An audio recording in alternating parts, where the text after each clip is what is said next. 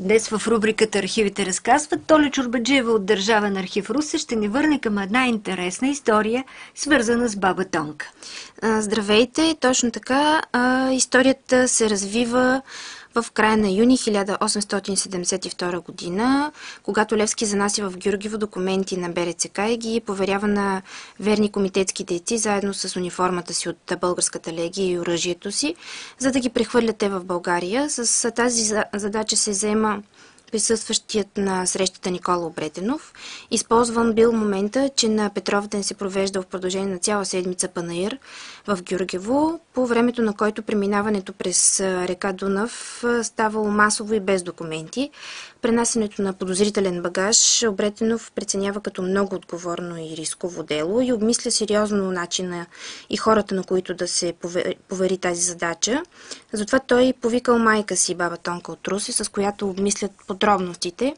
Време за губене нямало. Тя се свързва с доверени жени и роднини в Гюргево, дъщеря си Петрана, майката на Димитър Горов, баба Станка, и те се захващат с опасната задача. Тъй като за пренасенето на пушката и сабата била нужна висока фигура, от Букурещ извикват съпругата на Любен Каравелов, Наталия Каравелова.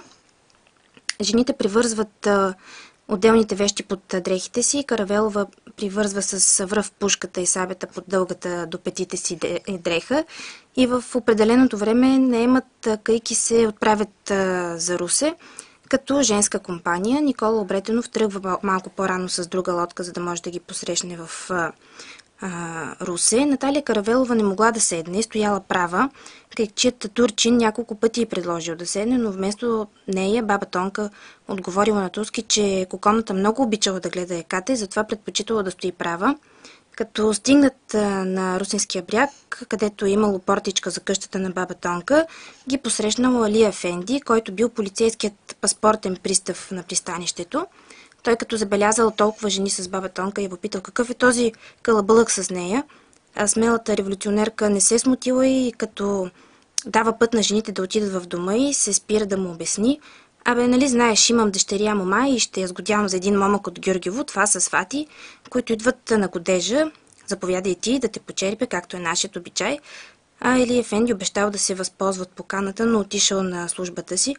Баба Тонка побързала да стигне жените вкъщи, където ги очаквал Никола, и тък му успели да преберат всичко, което носили в тайното скривалище. Ели Ефенди пристигнал, баба Тонка го напоила с ракия и той си заминал.